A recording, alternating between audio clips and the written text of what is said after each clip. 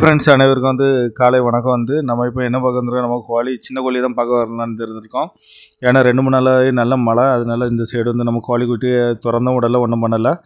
இருந்தாலும் இன்னைக்கு இங்கே வரலான்னு சொல்லிட்டு பார்த்தாச்சுன்னா நம்ம பின்னாடி ஒரு படை இன்றைக்கி அது என்னென்னு பார்த்தீங்கன்னா இதுக்கு புதுசாக என்ன கொண்டு கொடுக்க போகிறோன்னு நினச்சிட்டு அவ்வளோ கோழியும் கிண்ணி கோழியெல்லாம் எல்லாம் நம்ம பின்னாடி ஒரு ஸ்பீடாக வந்துட்டு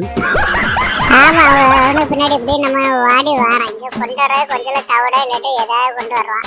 அதுவும் காலையில் நேரம் போடவும் கிடையாது, பெஞ்சு எடுத்துட்டு கொண்டு வராது. அதில் அவனுக்கு ஒரு வீடியோ வேறு இது கூட மூஞ்சி போகிற கட்டையும் பாரு. இதுக்கடையில் நம்ம கிண்ணி கோழின்னு சொல்லிட்டு ஒரு பெருமை வேறு.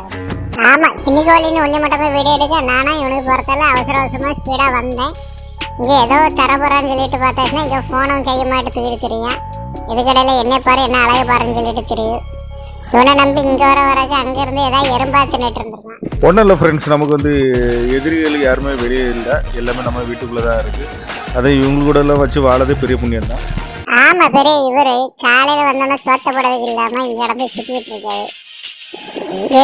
எறும்பு அவ்வளோதான் பறக்க தின்னுட்டு இருக்கேன். இதெல்லாம் வயிறு நிறையமா. இதுக்கடையில் 10 சொல்லிட்டு வாத்து வேற வந்துட்டு இருக்கு.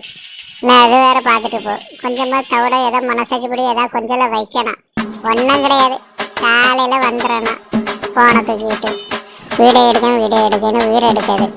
சுவாரினி கொஞ்சமாக கண்ணில் காட்டணும்.